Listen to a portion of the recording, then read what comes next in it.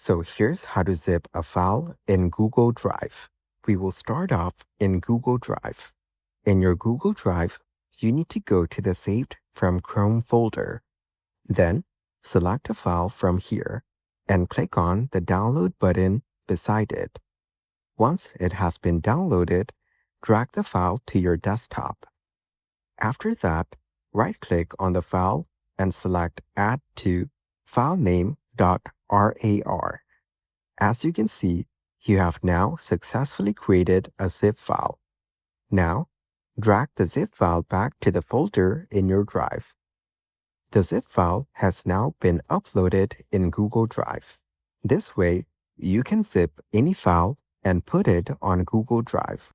But keep in mind that you cannot do it on Google Drive on its own. And that's it.